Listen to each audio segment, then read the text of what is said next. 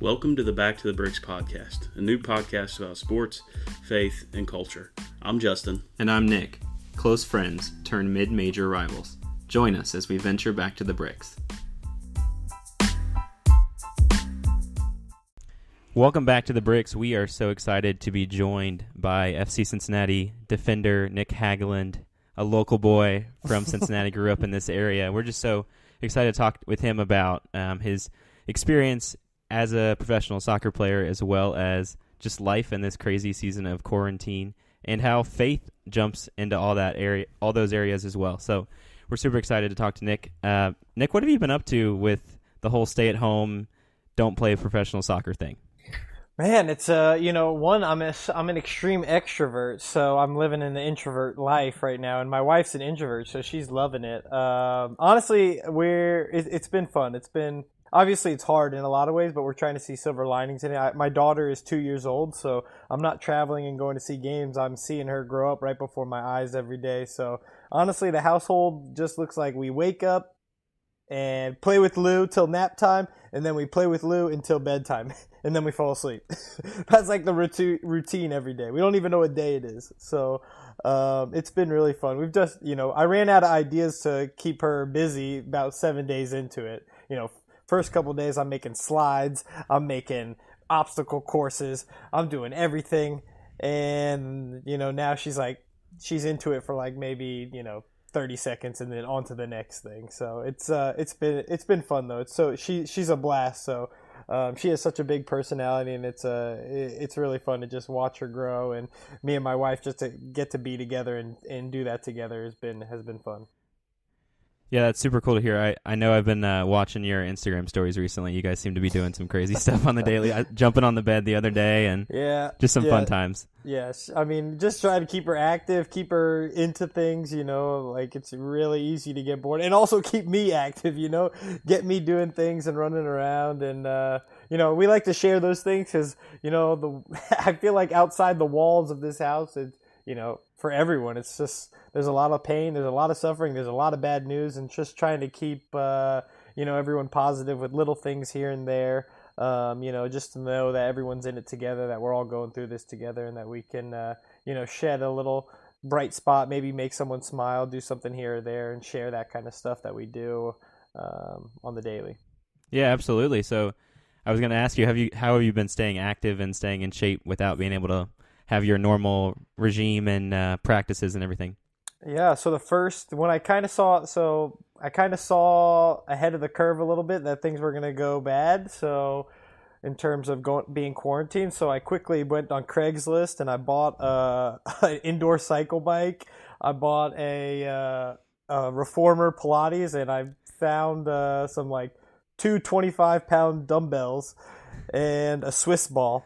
And so I bought all that beforehand, and so basically the first week I'd say I just kind of whenever I had time to do it, I'd do it. And then once I realized this was going to be a lot longer, it kind of became more of like a routine. Like I'd wake up, have breakfast with the family, we drink our coffee, finish coffee, and by like 10 o'clock it's time for me to go do what I need to do. So it's just being creative with workouts. You don't have a lot of a lot of resources available to you. So you'll push the car, do some cycling. I do 25 pounds of everything, like squats, curls, anything that can go. The reps just get like higher and higher and higher. So it's just like being creative, and our staff has been really good with giving us workouts and things to do. And we have like a little group chat where we do like challenges. We'll do like the 100 push-ups as fast as you can challenge, and we'll post our times in a group chat, and try and do a little bit of competition, since we don't have that. We don't get to use the competition muscle too often. So it's been it's hard to get like your typical workout in, but I got kicked off of about 4 fields around here, little turf fields. I was going to different high schools every day. I'd get kicked off of a different one. So now I'm just at home on the cycle bike. It sounds like a very similar experience to most people. Like, I feel like you don't get to really use the professional soccer player card right now. Oh, no, not at all. No, not at all. And that's a good thing. There's no real card to play here. We're all in this together. So, Had to learn my lesson 4 times, but I finally got the point. Yeah, that's awesome. That's awesome. If we'll jump into talking more about your faith. I know that's something that's very important to you as well. Mm-hmm. And I'll swing it over to Justin. But how would you say, just to kind of start us off, how would you say this season is different because you know Jesus? Yeah, it's interesting to go through this and have so many things around us that you can't control, and you can't, jobs on the line,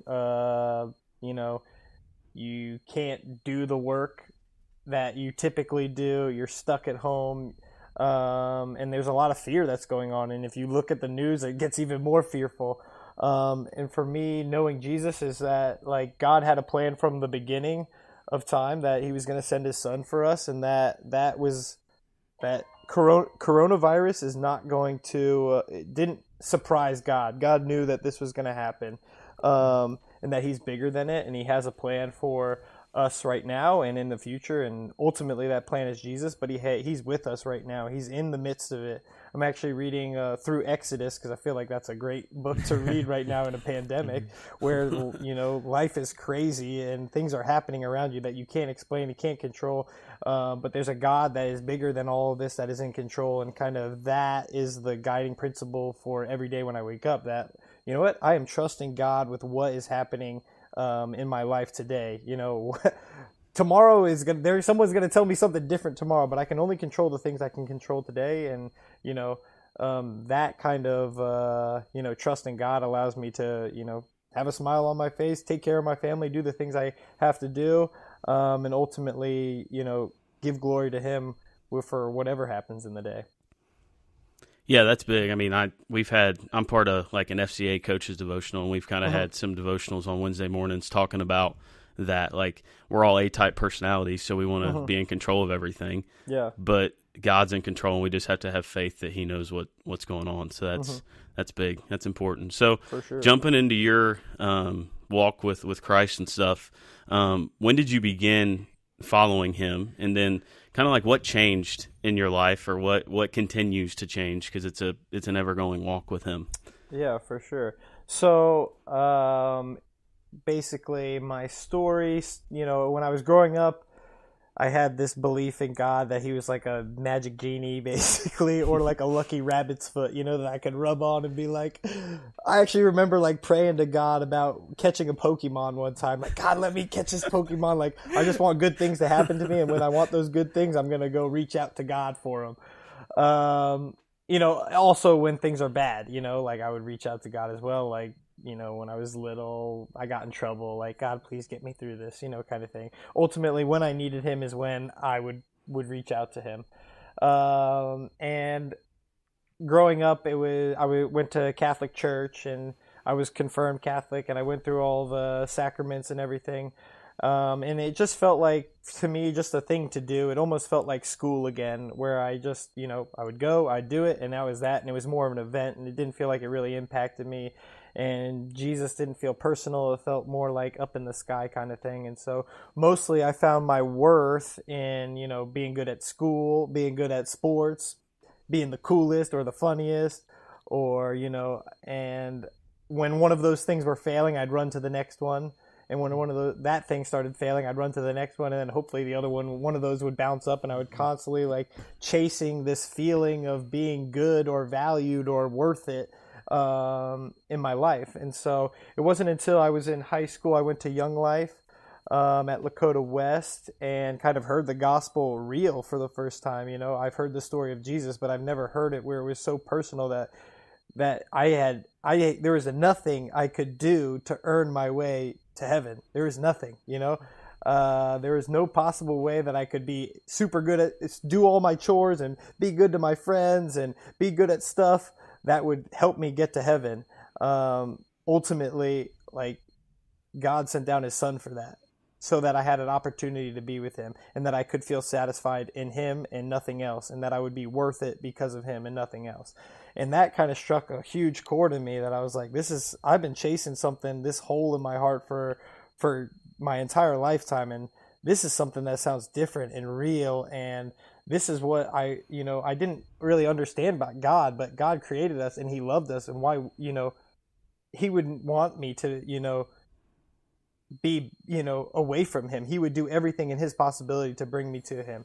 And this, this idea of Jesus coming down and being my personal savior was so strong to me, that it immediately changed my life, in my junior year, between my sophomore and junior year of high school. And so from that point on, it was just, I'm a free, I live life very freely. I'm very outgoing. I'm very, kind of go by the wind. My parents call it the Nick system, where they're just like, Nick just goes and does something and it seems to work out somehow, which is just like in general how I live. But the Nick system seemed a little bit different now. It seemed more purposeful, and it was definitely, the Jesus system. It was that I was doing things, I was living freely, and it was purposeful, and it wasn't because I felt like I needed to do something. It's because I knew that something had already been done for me. And that really changed my aspect of how I raised my daughter, of how I decided who I married. My entire life has changed because of that, how I treat people, how I play my sport. I don't think I'd be a professional soccer player if it wasn't for Jesus, because there's no reason that the kid from Cincinnati that never was really on any team that was spectacular made it out of this group of kids, to make it this far. And so I really give all the glory to him when it comes to my professional career, because I went to Xavier. It was a really terrible program at the time. We somehow got to become a top 25 team by my senior year. Somehow I got drafted. Somehow, the chances of people getting drafted, I didn't even know, or the chances of people making it out of the draft and sticking on a team is like maybe 15%. I didn't even know that. I thought I was like, I'm set for life, until I got into it. And I'm like, oh shoot, this isn't like the NFL. This is not like NBA, where these guys are set for the, people get cut like that. Boom. So, there's just so many things where I can point back in my lifetime where I look back and I'm like, wow, Jesus had been writing this path for me the entire time. Yeah, I mean, really the only words I can ever put to it is that it's beautiful. And so, like, when you're saying like somehow, like, I think we all have those moments where we look back, we're like, somehow this happened. I don't know how, I don't know why, but God made it happen. And I think it's always beautiful and awesome that we all can tell those stories of what Christ has done for us. So, we all have people in our life and on our walk with Christ who point us towards Him or hold us accountable or those kind of things. Who has been the biggest influence in your life and your walk with Christ? And if there's not one, who are the people who have been an influence in your life? For sure. First, I would say is my Young Life leader, Alex Turvey. He would meet with me every week after Young Life Club. He would spend the night at one of the leaders' house that lived near Lakota West. He would wake up. We'd meet at 6 a.m. have a Bible study, and then he would drive all the way back up to Miami for classes. And he did that for 2 years straight. And he's the guy who walked me through what it meant, what was, who I could share things that were hard with, everything. And so I really like the amount of time that he, we didn't even know each other. We just met each other at Young Life, and he just came alongside me, put me under his wing, to just show me the ropes of who Christ was, and to read books with me and help me to understand God's grace even more, and my own sins and things that are going on in my life that don't make sense, and how to guide me through those. So for sure, Alex Turvey was the first person that helped illuminate who Christ and the character Christ is. Second, I would say, is my wife. We dated in high school.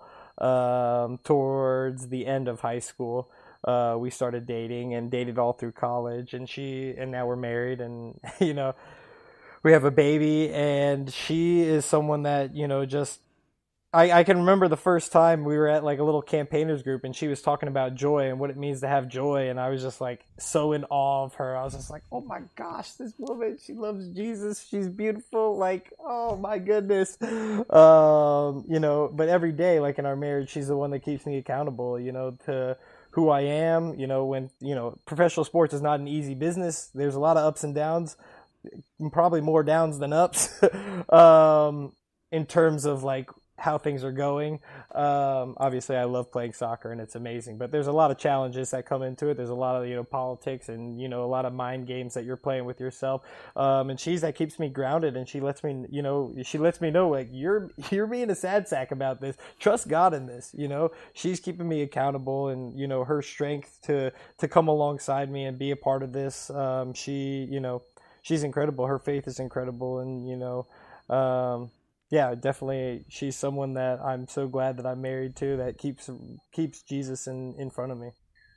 That's awesome. Yeah, that's awesome. So, the last thing, you talk about like the ups and the downs of professional sports and those kind of things, and then even in the season that we're in right now, what helps to keep you centered on Christ and keep you living a Christ-centered life? What helps you do that?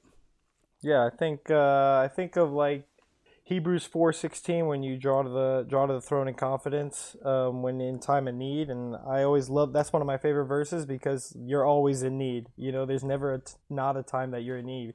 Even when you've played the best soccer game of your life, you scored 3 goals and you've done amazing, and everyone's like, you're the best, you're still in need then, just as when you're in need, when you're stuck inside your house and you can't do anything, and coronavirus, it feels like it's everywhere. You're always in need. And so that kind of gives me, the idea that I need to cling to Christ no matter what, through anything, that I'm in a constant state of need, and that Jesus is there reaching his hand out like, Nick, I got you through all of this.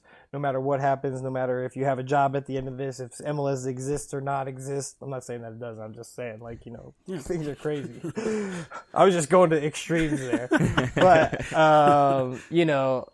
that Jesus is going to have an answer and be there, and regardless of what happens, like, he's so good, and that he has a plan for us for this life and the life after.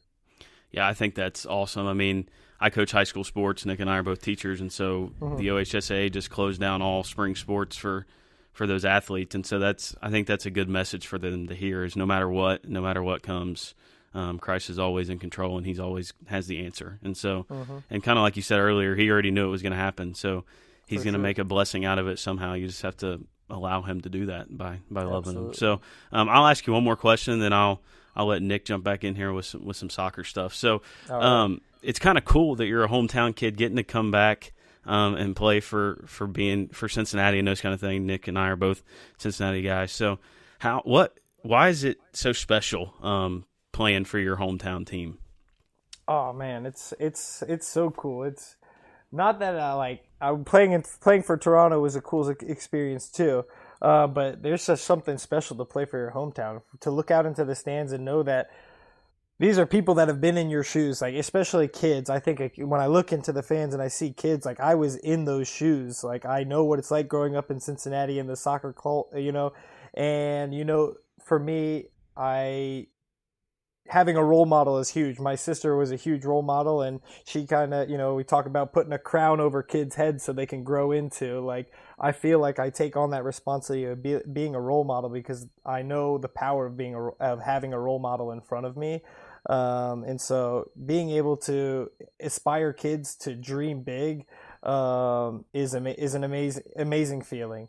But also just to be in front of the Cincinnati fans. These are people that I know exactly what they like to do: eat Skyline, go to UDF, go to Graders, enjoy La Rosa's, Montgomery Inns. But it's just a cool feeling to know that this is the city that had built me, and to play for that. It just feels like a huge sense of pride for me to step on the field every time, knowing that I'm representing my city, not a city that was already existed, that already, that was, that Toronto had chosen me, but Cincinnati is the city that, that built me, and I get to be a part of this and get to share with everyone that's there is an incredible moment for me.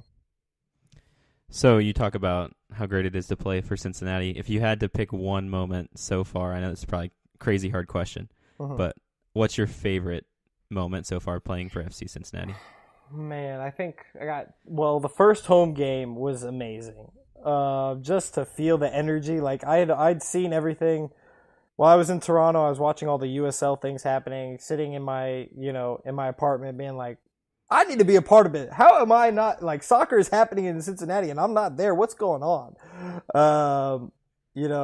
So finally when I had the opportunity to see it firsthand was just cool, Not many people would have expected Cincinnati to be a soccer city, for people to love it this much, and for people, to come out to 30,000 fans, the smoke everywhere. I've never seen people before a game, like, the stadium be full for warm-ups. Like, that doesn't happen. And everyone was out ready to go. The march coming in, listening to the drums getting louder and louder and louder. And ultimately result 3-0 at home. It was, oh man, it doesn't get much better than that.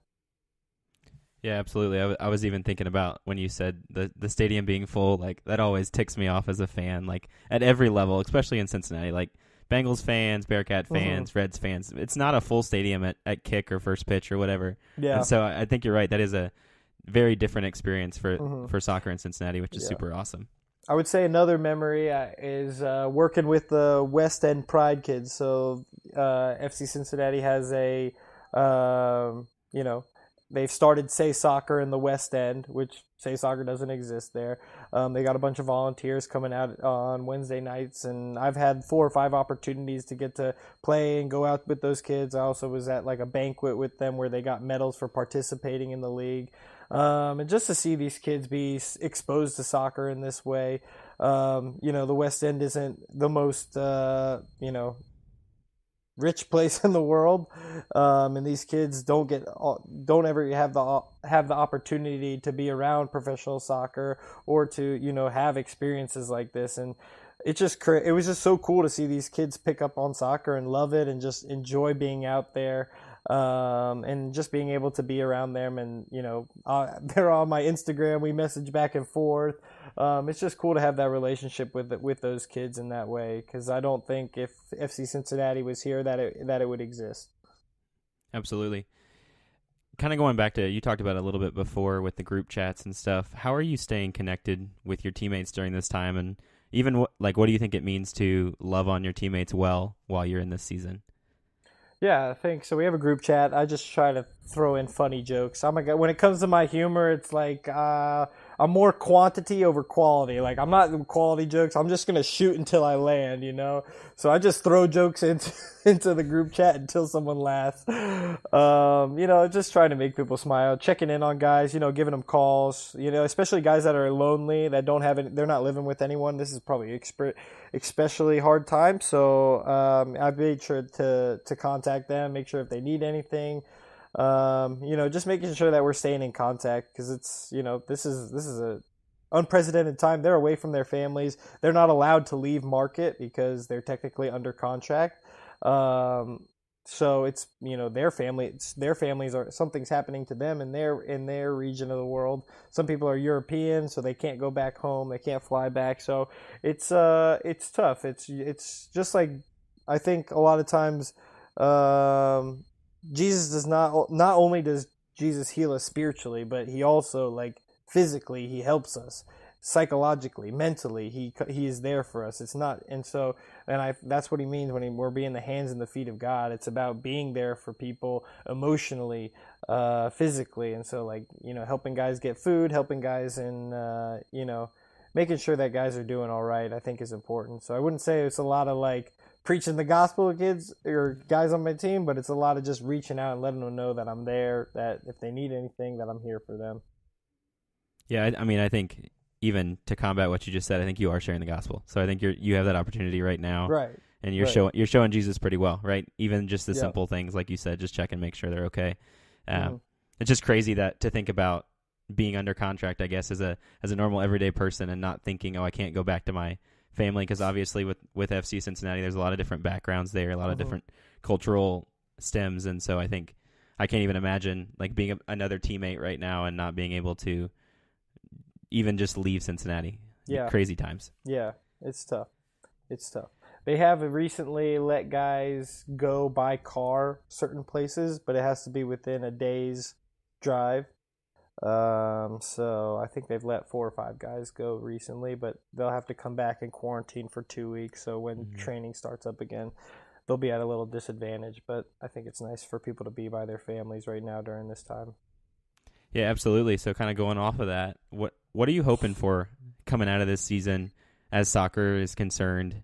Are you hoping for a limited season or getting back to training soon? Like, what do you have in front of you that you're at least hopeful for?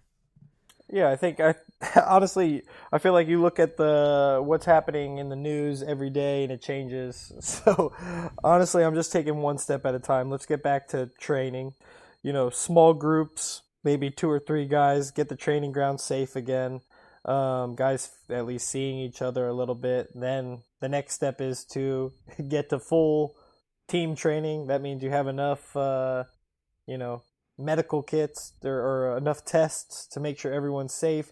That means everyone's family's safe, and who knows when that's going to happen. There's medical people that don't have tests, so I don't think we're going to get tested before them. So it's just taking things one step at a time. My hope is that we get our season in. I don't know with fans, without fans, how things are going to work. I just hope that we get the season in and that there's soccer this year, because I do think sports is a way of bringing people together, and I think it's it's a really cool thing to see people come together with that. Yeah, absolutely. I'm kind of just going to go just a real shot in left field here. But speaking of sports, the NFL draft's tomorrow night. This episode will come out after that. But are you willing to give the keys to Cincinnati to Joe Burrow? Wow, you're really putting me on the spot. Do you want my honest opinion? Absolutely. Oh, gosh. I feel like people will be really upset with me. Don't get him into trouble here, Nick. Jeez, man. I love Andy Dalton. I'm going to be honest. I'm a big Andy Dalton fan. So I don't want to see Andy go. I totally understand where the Bengals are in their position or whatever. But I love Andy Dalton. I don't know if anyone's seen the stats or anything, but like through the last 9 seasons of win percentage, completions, touchdowns, he's up there with like Ben Roethlisberger, Aaron Rodgers, Tom Brady, some of the best names in football. So, I love Andy Dalton. Am I ready to give Joe Burrow a shot? No, because I love Andy Dalton.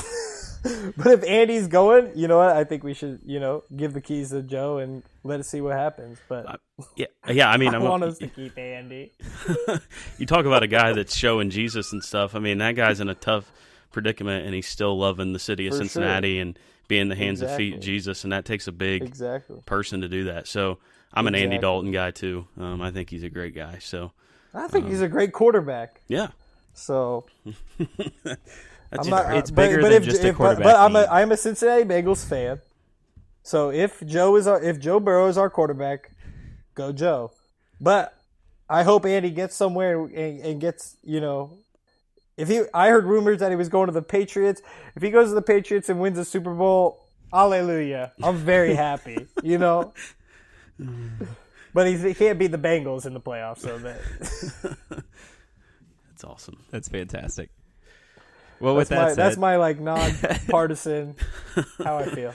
I appreciate you going through that. We explored that on our last episode. We're just trying to be realistic, right? No you had problem. one year of college success, and it's Cincinnati, right? We can't just throw him into the fire and expect him to win a Super Bowl. We'll see. Hopefully that's what he figures out. You saw what Peyton Manning said. He threw the most interceptions in his first year, so he's all for it. Yeah, it's an adjustment. I think if you get Joe, you have to stick with him. And you have to build around him. Yeah, that's the big thing. You got to build. You got to give him some good things to go with. It's not just him. It's going to make the team. For sure. Well, give him some protection in front of him a little bit. Yeah, I appreciate your versatility, Nick. I appreciate that you're willing to talk football and football. So, with that said, we'll wrap up with you, man. I really do appreciate your time. Yeah, no problem. If you had to give the people listening just a challenge for this continued season of COVID-19 and quarantine, what would you encourage them to do? Yeah, I think I would encourage people to find the silver lining, find the God moments in all of this, because, like I said, God saw this coming. This is not a surprise to him, and so there's a reason why this is happening, and Not like obviously disease and everything is from sin, but it's not like God didn't see it coming. And so God is with us in the midst of this, and we have to look for where the God moments are and where we can,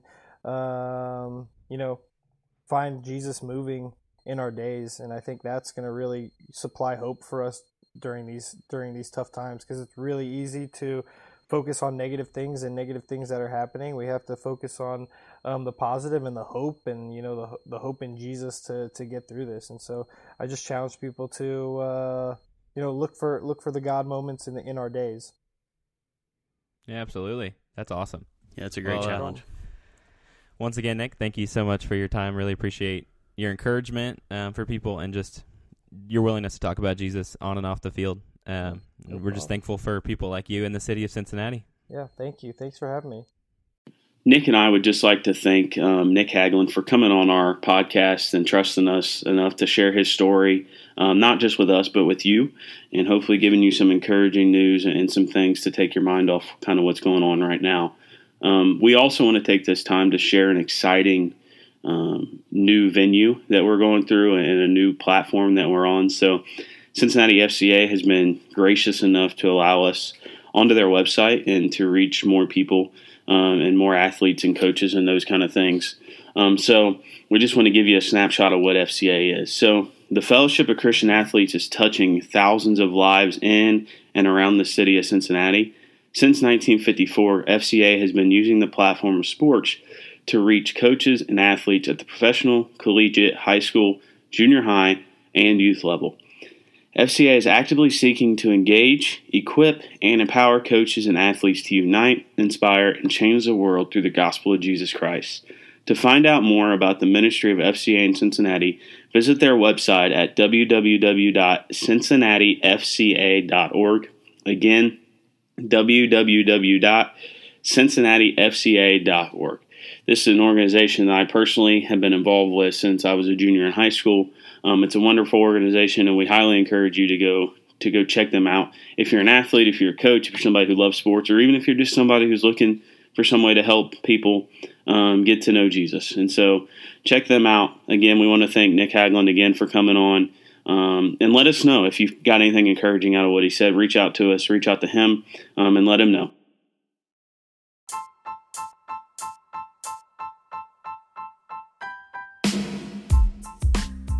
Thank you for listening to the Back to the Bricks podcast.